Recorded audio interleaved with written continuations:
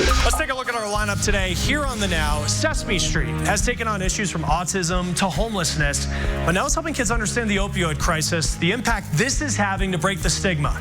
And you may see friends using new filters on Facebook today. It's just one way. People are trying to start a conversation about mental health. We have an expert with advice on what we can do to boost our mental well-being.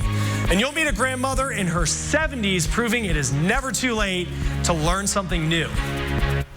As banks move more and more of their financial services to digital platforms, a push is underway to make sure everyone in the community has access to them. KeyBank is announcing $250,000 in grants for local nonprofits. The money will go to 10 different community organizations in our area. It will be used to develop educational programs for digital banking and financial wellness. The John H. Bonner Community Center is one of the organizations receiving the grant. Leaders there say they already have financial programs for seniors, but this grant will help them add digital banking ones as well. This is the next iteration of that, and how do we continue to help them grow? And we put the phone in front of them and we just walk them through. And so we're really excited about the opportunities to create those and work alongside KeyBank. Employees with KeyBank will partner with the local nonprofits to create these programs. Most will be geared toward low and moderate income residents. And millions of Americans will get a boost to their Social Security checks next year, and you could be one of them. The government just announced a 1.6% increase to benefits. The bigger checks are supposed to help offset rising prices and inflation. If you receive Social Security benefits, you should get a notice in the mail sometime in December about what your new benefit amount will be. Kyle, a little dark outside. Yeah, we've had a little more cloud cover streaming in throughout the day instead of the sunshine that we enjoyed yesterday, but it's still dry and it is still very mild out there. Average highs mid to upper 60s. We're running in the mid to upper 70s across central Indiana thanks to the southeast breeze. 77 right now in downtown, 76 in Kokomo, and close to the 80-degree mark in Bloomington. Enjoy it while it lasts, because this system that sits just off to our west is really going to be changing things up. Now, initially, it's trying to bring in some rain. So far, just the cloud cover for us. But I do think an isolated shower, not totally out of the question here as we go through this evening. Most of us, though, really not going to need that umbrella. Mostly cloudy skies. Look at these numbers. 74 at 7 o'clock with our sunset. And then as we get to 11 o'clock, we are still in the upper 60s. So it is going to be a mild night of weather for us. But Friday brings an increasing chance of rain. We'll talk about that. And there's that change that comes in behind it. Temperatures dropping down into the 30s. All of that's going to come with some breezy conditions as well. We'll take a closer look in a few minutes. Chris. Hundreds of thousands of people woke up to no power today across Northern California. It's due to high fire danger and safety concerns. Annie Taylor found people questioning if this is the new normal. In California's East Bay, Kitty Guptill woke up with no power. The worst thing that has happened so far is I couldn't get the garage door open. But yet, she's in good spirits. It's minimal inconvenience to put up with to avoid the horrendous fires that we've had over the last 2 or 3 years. Meanwhile, 2 hours north in the foothills of Northern California, the Comerford family didn't have power for 5 hours Wednesday, but surprisingly, it came back on. They just don't know for how long. It's kind of scary, huh? With 2 kids, and one's on formula that needs to be warm. So you got to figure that out. They got a warning the night before PG&E put them in the dark. As we just started getting text messages saying we weren't going to have power, and we weren't really prepared. Hundreds of thousands of other residents across Northern California had to quickly prepare, finding ways to keep their food from spoiling, buying candles for lighting, and portable chargers for cell phones. $120 at Trader Joe's, and then my wife went out to Target. She said it was a complete zoo. Had to buy a cooler, ice. PG&E announced they were turning off power, telling residents it's due to gusty winds and dry conditions, creating a heightened fire risk. The electric company's transmission lines have been linked to wildfires that have devastated California, and they have been widely criticized for how they manage power lines. It's kind of ridiculous. I think PG&E should be on top of it, checking their lines. I mean, it's not fair to us that we have to suffer. This is not sustainable. We're all losing money. A lot of people are impacted. A lot of businesses are closed today because they can't operate. The question now is, when California has a high fire danger, will power be shut off? My guess is that this will be the new norm. Certainly the fires have become a new norm. We're just going to be really good at camping. I'm Annie Taylor reporting. All right, Annie, thank you. Now, ahead in the lineup, Sesame Street, addressing the millions of children with a parent struggling with addiction. Well, remember, Abby? My mom... Sandwich for 75 years. Welcome back to the Now Indy. In the blink of an eye, summer is over and now it's fall. And before you know it, it'll be time for the holidays again. Fortunately, the U.S. Postal Service is getting you the early word on all of the mailing deadlines you need to know for the expected delivery of cards and gifts to your loved ones. Here are just some of the deadlines. December 14th for retail ground service, December 20th for first class mail service, including greeting cards, and December 21st for priority mail service. For the complete list of deadlines, visit the U.S. Postal Service website. The opioid crisis and addiction are so widespread, now it's hit Sesame Street. My mom said sometimes things happen that little monsters can't control or fix, and that those things aren't their fault. A heavy topic for the show, tackling opioid abuse and addiction through a Muppet and foster care because her mom suffers from addiction. Show's creators said they turned to this issue because almost 6 million children under the age of 11 live with a parent who has a substance abuse disorder. Now, the initiative is part of the Sesame Street and Communities Resources, which is available online. An addiction expert that we talked to says it helps break the stigma of addiction with the biggest at-risk group. You know, some of these affected children just may need one healthy support to be able to be resilient and learn some adaptive coping skills. Now, kids are almost 4 times more likely to develop addiction when a parent struggles with substance abuse. Now, we also talked to the people behind Camp Mariposa. Now, they host camps in 13 states for kids dealing with substance abuse in their families. They've had more than 7,000 children come through since 2007. And the camp says that of all the kids that they have hosted, almost none of them have gone on to have a problem. All right, let's start the Now News feed. Climate change posing a threat to the majority of birds. There's a new study saying that 2/3 of birds will go extinct if the world's temperature goes up by 3 degrees. The latest research says the U.S. and Canada lost nearly 3 billion birds in the last 50 years. Now, it's not news that cigarettes are bad for your health. We know that, but a new study shows cutting back on heavy smoking doesn't really do much to help you. The study says smoking a handful of cigarettes a day is just as bad as smoking more than a pack a day. Dollar General going online, the store testing out letting customers buy stuff online and then pick it up in store. Dollar General hoping to hit a younger demographic. All right, ahead in our lineup, a grandmother of 8 proving it is never too late to try something new. Otherwise, you might as well just pack it in, go to the nursing home, the cemetery, we're done. How she unexpectedly discovered her passion at age 50 and now at age 74 isn't slowing down. RTV6 is working for you. If you receive Social Security, you can expect to get a little bit more next year. Program's putting in a 1.6% cost of living increase. It's about an extra $23 a month if your monthly payment's about $1,500. This year's increase is slightly less than last year's when it went up 2.8%. Now, experts say if you want to get the most out of your payments, the longer you wait to collect, the better. Now, you can do a do-over when it comes to collecting benefits. Everybody gets a chance to reset, but you do have to pay back the money collected initially. Ideally, if you can, to wait until age 70, because you get an 8% a year increase from your full retirement age, and that is sizable for over your lifetime. Now, our expert says you want to make sure to do your own research before making any big decisions.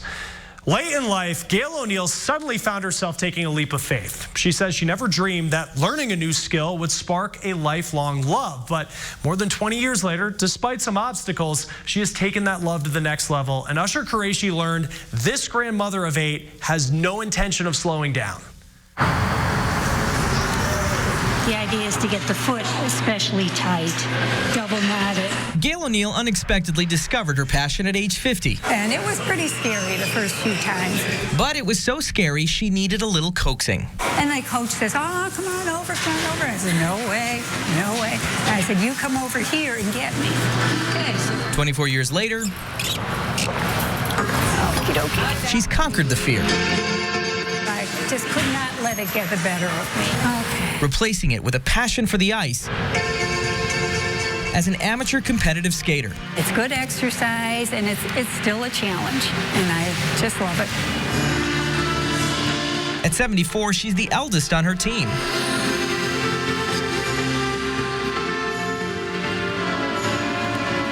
I like skating with Gail an awful lot. It makes me really happy. She's unbelievably fierce and determined. Being with her team. Thanks for the dress. This is great. Welcome. I'm glad it works and that it fits and everything. Yeah. Lunch? And honing her skills. The part that makes me nervous is the mohawk. I don't know what it is, but I always have a problem there. Not bad for a Sunday night. It's a great group of people, so it gives me a chance to socialize. This is a good routine. She started out with synchronized skating. They've got beautiful spirals where we pick a piece of music and then do a routine all synchronized. And that was a lot of fun. But just as her confidence peaked, a reality check. I ran out onto the ice with my guards on. Boom. Fractured my pelvis. I thought that was it. I thought I was done. But Adam said, no, you can get back out there. And Sure enough, 3 weeks later, she was back on the ice. Shaken, yet still determined. Just keep moving, keep doing, keep trying new things. Gail never misses the Sunday night practices. Otherwise, you might as well just pack it in, go to the nursing home, the cemetery, we're done. Reporting from Park Ridge, Illinois, I'm Usher Qureshi. Yeah, girl. Thank you. So fun.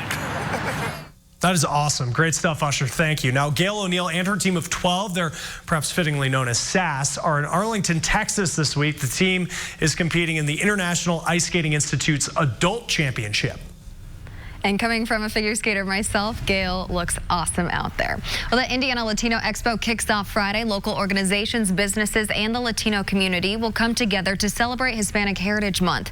The Expo also provides resources for entrepreneurs and job seekers. For the first time, the Expo is holding a job fair and an education fair. We sat down with the Expo's organizer. She says Hispanic high school students from across the city will be making a special trip to meet with representatives from different colleges and universities. A lot of the parents of these Latino high school students, they don't know how to help them to get through the system. When they start need to look for their college, about their grades, if they can apply for financial aid, the scholarships that are available for them, and not wait the last year when they are seniors in high school to start looking for those schools. The Indiana Latino Expo Education Fair is happening Friday from 11 a.m. to 2 p.m. The job fair is from 4 p.m. to 7 p.m. and both are taking place all day Saturday. You can find the expo at the Indiana State Fairgrounds Blue Ribbon Pavilion. The whole expo is free. Kyle. Yeah, those clouds are winning out this afternoon and this evening. Sun's trying to brighten things up a little bit, but clouds will continue to thicken here. I do think most of us will stay dry, and for now we continue to enjoy some shorts weather out there with temperatures in the lower 80s in Columbus, Connorsville at 78 degrees and 74 right now in Crawfordsville. Tonight, not going to be cooling down very much, especially by early October standards. 63 with mostly cloudy skies, stray shower possible. We'll keep that light southeast wind going. And then on Friday, the rain's going to be a little more widespread for us here. You can see that chance for rain continuing throughout the day. It's going to be a little breezy too. That southeast wind around 15 to 20 miles per hour will be enough, even with the clouds and rain, to push our temperatures to afternoon highs around 70. But then it is going to be a dramatic and quick drop here as we get into the evening. Temperatures into the 50s pretty quickly. So here's a look at TrueCast. 8 o'clock Friday morning. Scattered showers, isolated rumble of thunder here. Again, we're not expecting severe weather as we go through our Friday.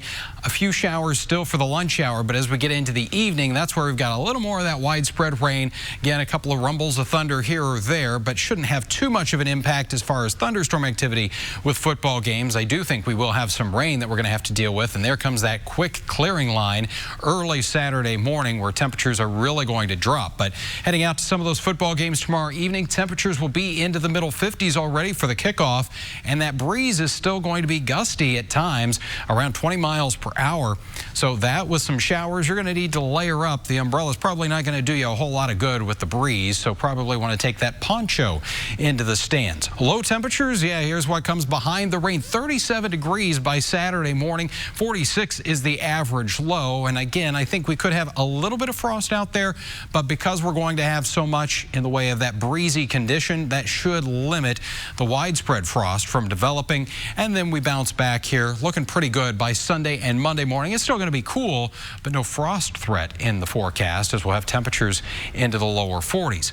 Sunshine is back on Saturday, but we start off the weekend very chilly with those numbers in the 30s, and it's going to be a struggle here even with the sunny skies for temperatures to recover much. We'll get into the middle 50s for the afternoon high. But as we get into the second half of the weekend here, as we look through the next few days, temperatures will flip those numbers around from 56 as high on Saturday to 65 on Sunday. We'll start off in the lower 40s there Sunday morning, and the sunny skies will continue into Monday as well, and a high of 65. Chris? Today marks 1 year since Category 5 Hurricane Michael slammed Florida's Panhandle. Now, the work to rebuild is far from over.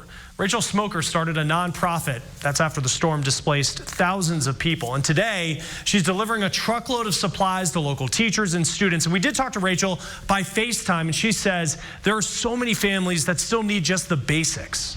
There are still families sleeping in tents, in RVs, if they're lucky enough to be in a FEMA trailer. Some of those who are fortunate enough to be getting back into their homes now or back into their apartments are starting from scratch with nothing. They lost all of their furniture, all of their clothing. Now, Rachel's Recovery Relief does accept donations online. The Panama City area is dealing with a housing and mental health crisis over this storm. Hundreds of students are on a wait list for mental health services, about 5,000 people still homeless, and the cost of rent has skyrocketed there. Now, we had teams in Panama City when Category 5 Michael made landfall, and we've been back several times to look at stories of recovery there, and one of our most viewed stories was this one with a woman named Shelly Summers. Now, she let people live in tents in her backyard. She still has people in tents there today. And she told us over FaceTime that she doesn't plan to stop until people stop asking her for help. There is no HUD housing at all. The very few apartments that have rebuilt in Bay County or in Panama City have price gouged. The private rentals are not available. Summers says she had more than 100 people stay with her over the last year. Most have left the area. She is now looking for an engineer to work to build a permanent building in her backyard.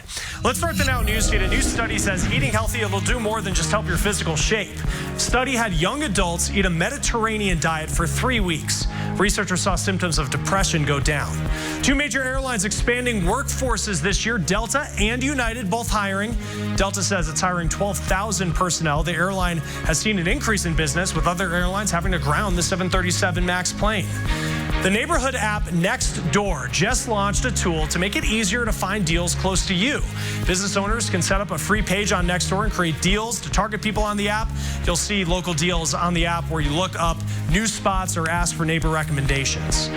We did have some surprising findings about life at work. Monster, looking at how often people say they were bullied on the job, and nearly everyone they surveyed says it has happened to them. The majority saying that behavior came from a boss or manager, then coworkers. Some even felt bullied by clients. So what is bullying at work? How frequently is this happening? Who is the bully? I mean, you have to take everything into account, because there's technically, when you look at it, you can almost call it a spectrum. I should say none of it is acceptable and none of it's normal. And sometimes we internalize it. If it happens so frequently, we become numb to it and we don't even realize it's happening. Some forms of workplace bullying can be aggressive emails, gossip, tough critiques that are not constructive, and someone just yelling. Now, Monster says you don't have to accept that. You can obviously look for a new job, but if you like your current job, consider this. Start keeping a file of what happened, the date, and if you have proof. If it isn't an email, then create an online folder, let's say in your Outlook or drafts, and start accumulating information, and then you may need to go to HR. Now, Salemi says companies want to keep good people, so they are likely to help address this behavior. Next in our lineup here on The Now, on this World Mental Health Day, we have some expert advice on how to boost our mental well-being.